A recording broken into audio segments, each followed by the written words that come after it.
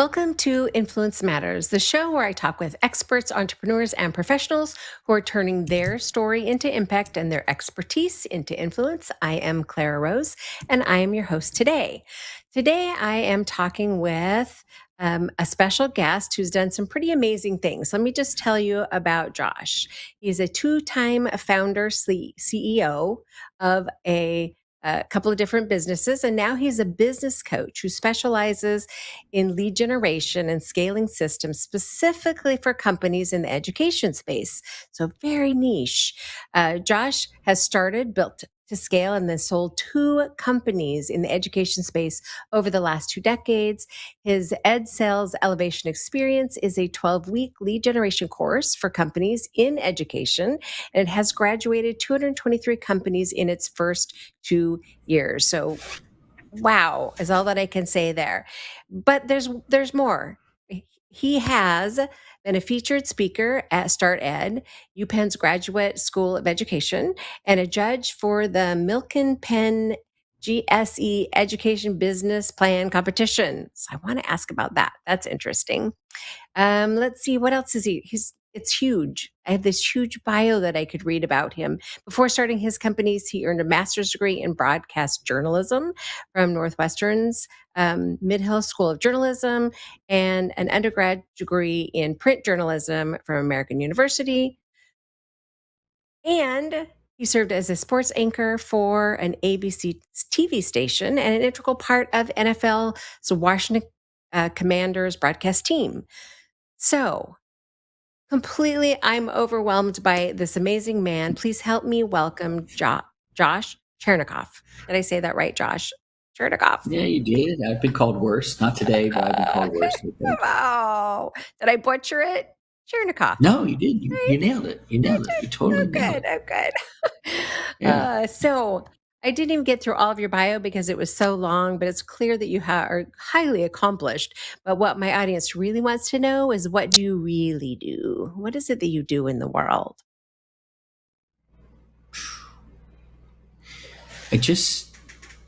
That's a great question. It really is. I just finished working with our cohort. It's our 13th cohort and these are education company founders and CEOs.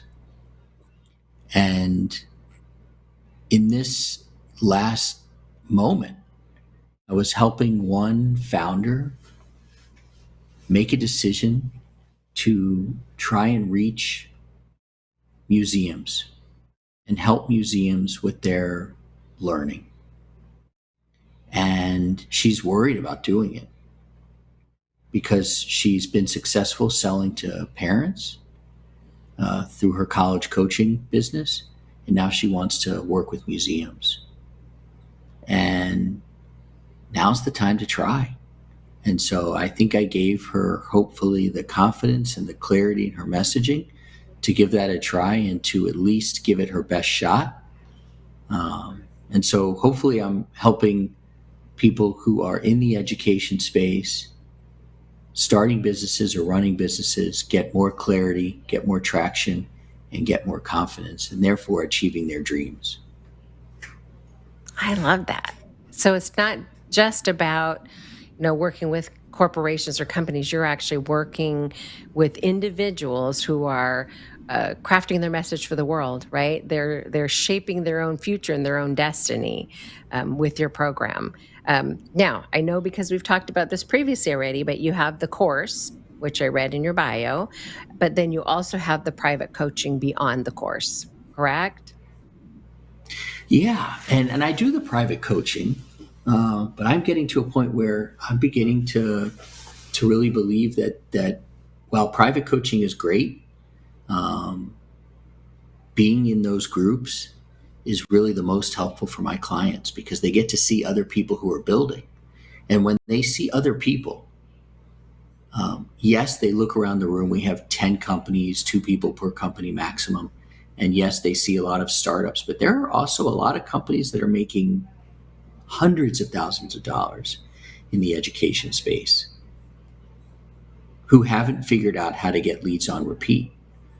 So the you can really draw a very straight line between startups and companies that have been around for a while in the education space, and they have not figured out how to get leads on repeat, because there are so many stakeholders in the education space, and there are so many offerings that you can make, and there's so many different types of schools in different types of places, that selling is very tough. And I believe in the power of one. And so I believe in the power of one client, one message, one offer, at least to get some really great traction. And that's a challenging thing for people in the education space, and I would imagine in other industries, because you are shaving off large chunks of your addressable market when you focus on one type of client, when you focus on one type of messaging. And I was actually thinking about you in this previous session, because this particular client, we leverage LinkedIn, and I said, go ahead, give it a try, reach out to these museums, change your headline, change your banner, change your about section. I said, it's not like you're writing a book. A book takes time, and you have to birth that thing. And I'm not saying go haphazardly into LinkedIn and create these assets, your banner, your headline, your about section, but put them up, start reaching out to people, see if it resonates, and go from there. Again, you're not writing a book. You need a professional like you to write a book. That's it. That's so true. You're not writing a book on LinkedIn, right? Get in there and try it out. I love your perspective on the whole group thing, because that's something that I really believe is valuable for anybody, right? Any industry. It's super valuable in my industry. Any of the people that I've worked with, there's value in it because, like you said, you see other people, right, on the same path, the same journey, and then it makes you have more belief, right? That's what it really is. Like, hey, why not me? Right? They're doing Yeah. it. Why not me? So I love that you've And it's created belief. community around it. Totally. And sorry to interrupt, it's belief No. up and down. It's belief when you can look at somebody who might just be getting started and say, you know, I've been there and look where I am today. And it's belief when you look at people who are further along and say, well, they've gotten there.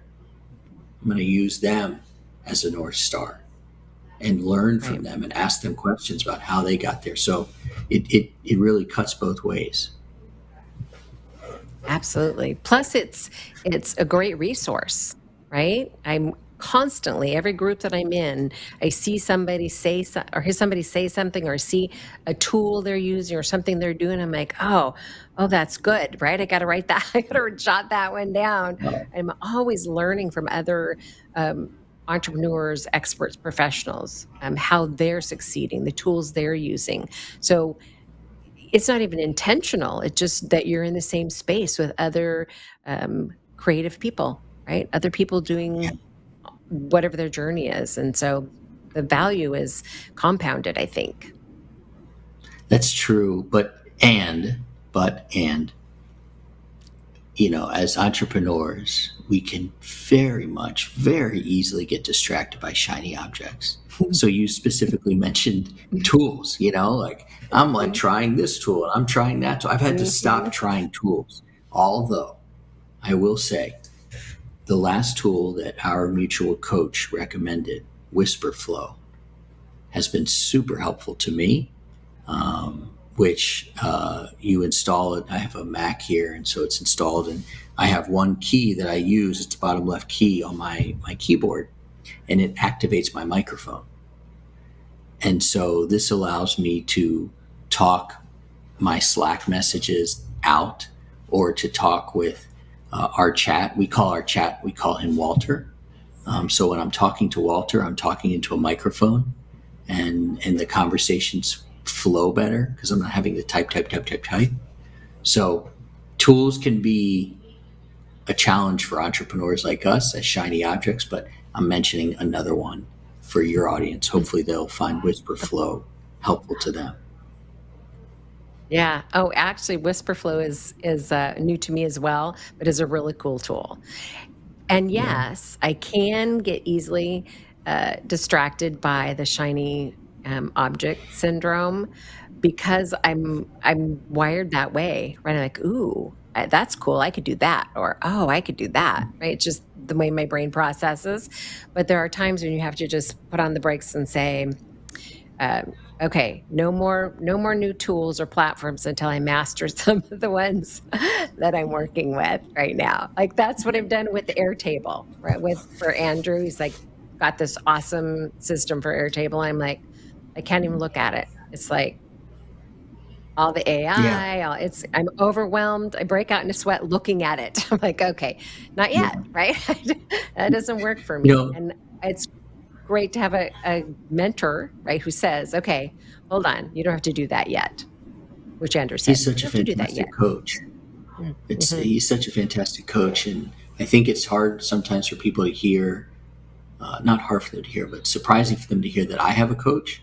And I'll tell you what, and I'll give you something that I experienced with Andrew is we got on a really wonderful coaching call, and he eliminated multiple parts of my Airtable, which helped me to see more clearly how I could leverage Airtable in that moment as a tool. So I think sometimes tools can be a little overwhelming. And again, we're experiencing them through people who might have been using them for many years or who might be more tech savvy. So when Andrew worked with me, which any good coach will do, and kind of, I hate to say this, but like dumbed it down for me or simplified it for me, I was able to use it. And the thing about our minds, whenever I bring something new up to my team, whether it's a tool or a collaboration or an opportunity, I can imagine, much like my family, they roll their eyes, either like roll them in front of me or Physically. they're doing it in their head. Yeah, but they are, and they're like, oh, here we go again.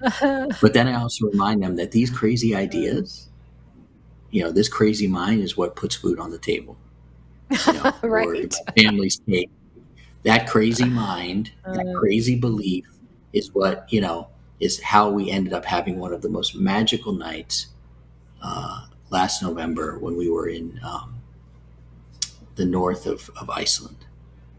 And we rented this place and we saw these most beautiful northern lights. mm, And we'll never mhm, forget it. But our belief that it's going to work out, mhm. our belief of just try that tool, it could be the game changer. It can work both ways, we know. Yes, double-edged sword it can be, but I run into people all the time at 43 years in business. So for a lot of years, run into people who are afraid to take that leap or afraid to make that next step.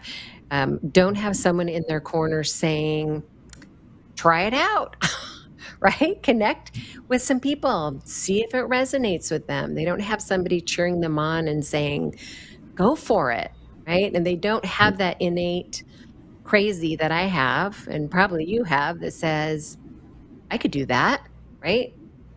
Just, yeah, let's try that. Watch out. Get out of my way. Let me do this kind of thing. Right. So the Yeah. value is so significant in having a mentor. We have both have mentors. We mentor others.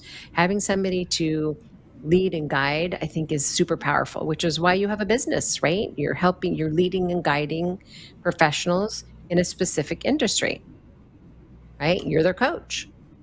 You're making a Yeah. difference. In a very specific industry, which is something that we Mhm. talked about Mhm. when we did the pre-interview. And I think it was, you know, shocking is too dramatic of a word, but you really pushed me on the fact that, I do lead generation specifically for companies in education. While I can help companies in other industries, I have really made it known that education is the place that I thrive. I built two businesses, and we always had leads on repeat. And I even had a conversation very recently with Claude that was kind of an aha moment where I was testing Claude. I had used Gemini, I used Chat, and I said to Claude, let's get going. Let's try something. And Claude's like, let's build a market brief. Okay. And I treat AI like a person. And so I said, why don't we write a market brief, Claude, if you don't mind, about coaches in the education space who do lead generation. Claude's like, that's very specific. And I said, yeah, tell me more. And so Claude said, well, and he listed, I guess it's a he, listed all these companies that I know very well, one of them being Start Ed, which you mentioned that I'm a part of. And I said, well, Claude, where does Josh Chernikoff fit into that? Claude said, well, wow. Josh is actually kind of in a little bit of his class of his own because he coaches these companies how they can do lead generation for themselves without buying ads or spending on anything else. And I said to Claude, thank you, that's helpful. And Claude said, are you thinking of competing with Josh? And I said, actually, I am Josh. And Claude's like, wow, this is great. Let's talk more, And so we had this amazing conversation. And yes, it's a unique niche, but because I have niched so far down, I am able to speak very clearly to the clients that I work with and understand their challenges and get them wins very quickly, hopefully within the first 15 minutes of talking to them. So I'm pretty proud of being niche down as far as I am. So when you first took that leap to hone it, was it scary?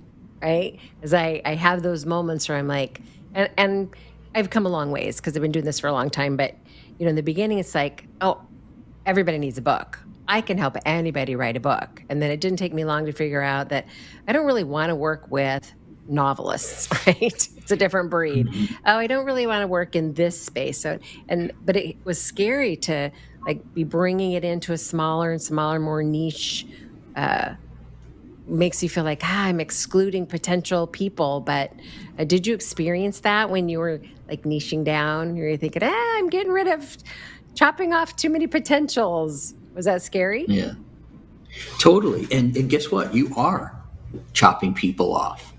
I was on a podcast a couple of years ago,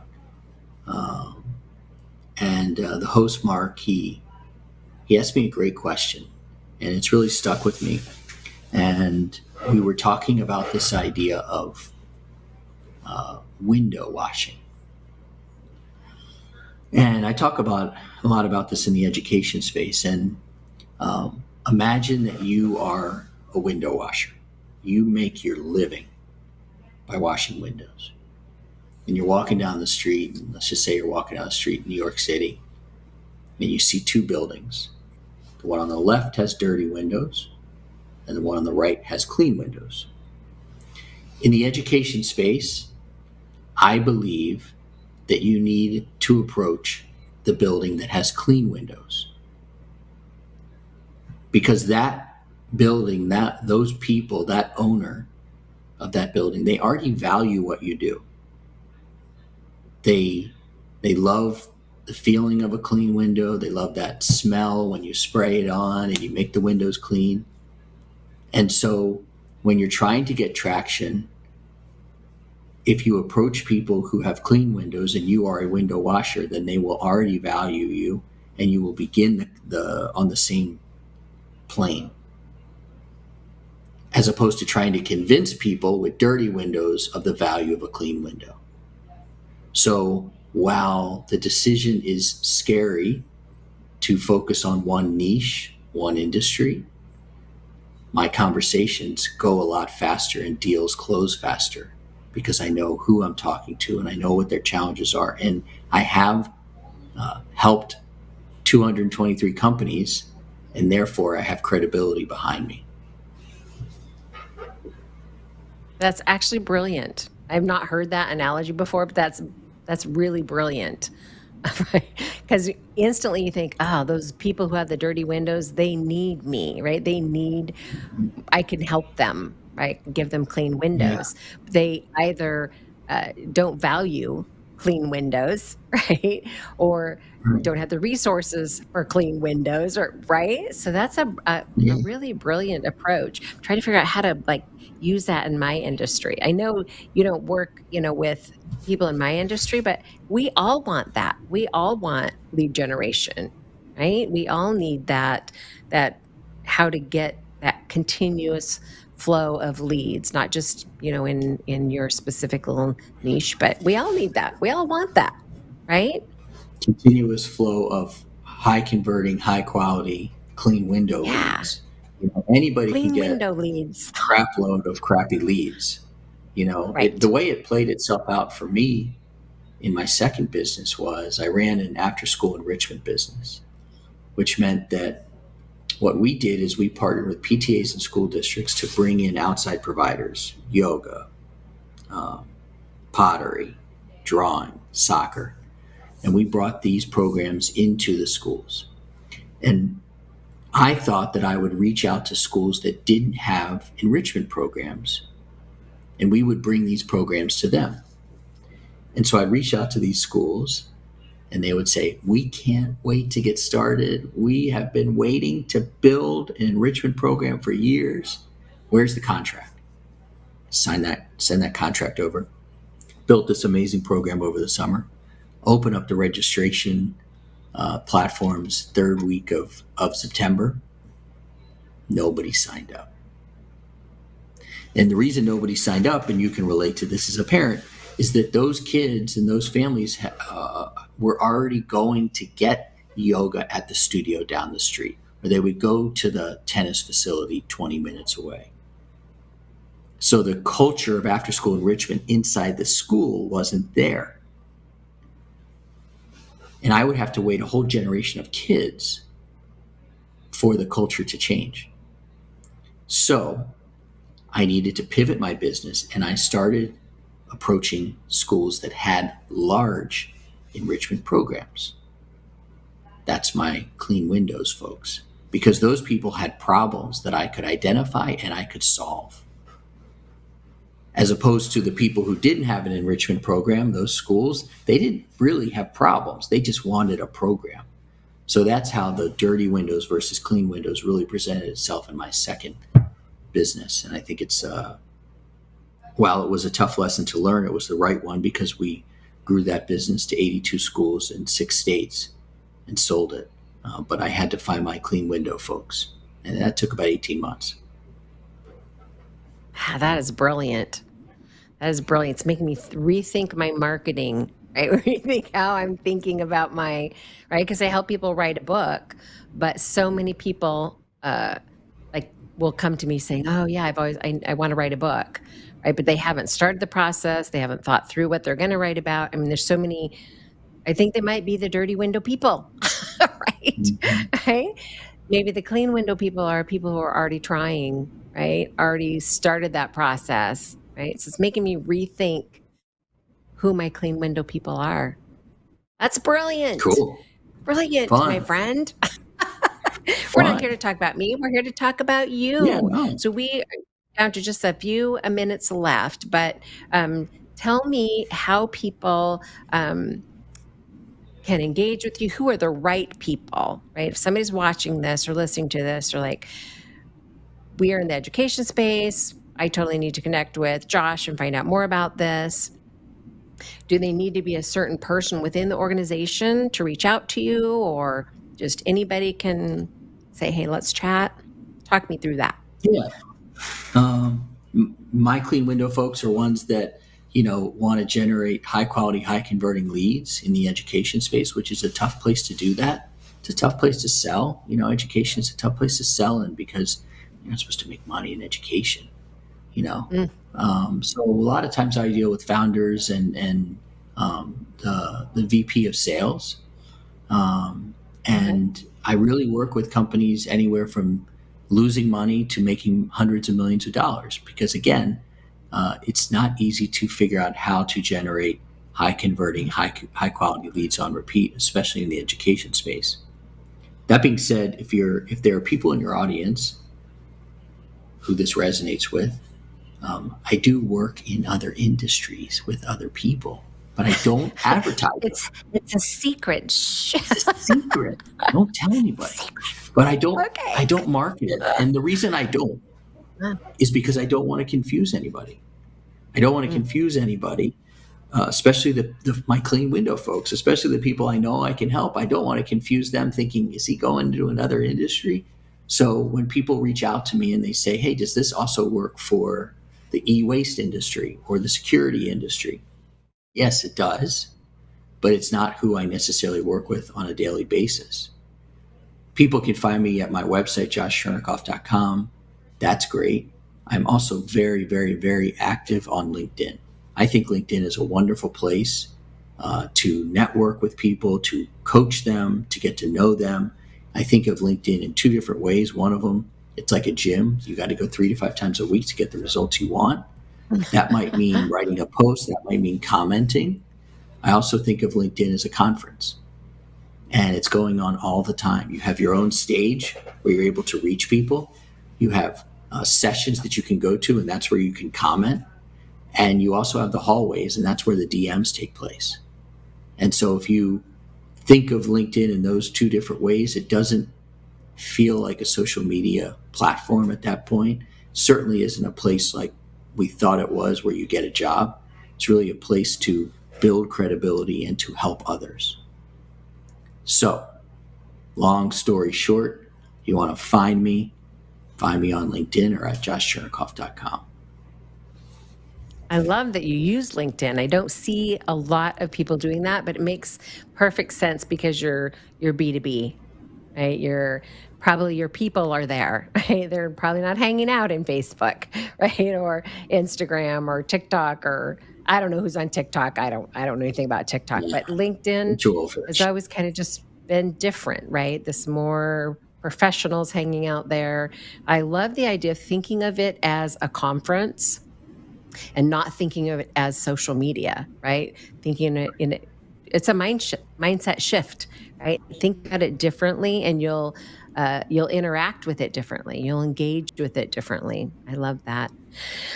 Enjoy Well, my it. friend, we are out of time, but I would just want to say thank you so much for taking time out of your crazy busy world to be on the show and share with my audience what you do, how you're making a difference in the world around you. And I just appreciate and value your time so much. So thank you for being here.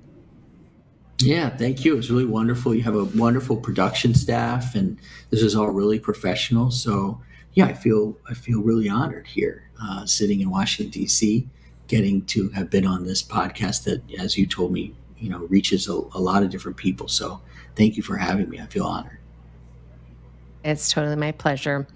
All right, guys, I just want to take a quick minute to say thank you for being here once again. As always, you show up for whatever reason every week to hear me yammer on and to meet my guests. So I just want to thank you and honor your time as well. If you are indeed interested in crafting your message for the world and building influence for your business, ministry, cause, or brand, specifically with your own book, since you know that is what I do, I invite you to check out my free resources at thesavvyauthors.com. You can find all sorts of free resources there. You can connect with me, get to know me. And then if you are interested in taking the next step, we can talk about working one-on-one on your book project if you are a clean window kind of person. Or we can also talk about the Savvy Author Academy, which is new this year, which gives you that community we talked about today with Josh and how valuable and important that is. All right, my friends, we are out of time, but I will see you next week, same time, same place, with the same amazing production crew bringing me to you. All right, take care, my friends.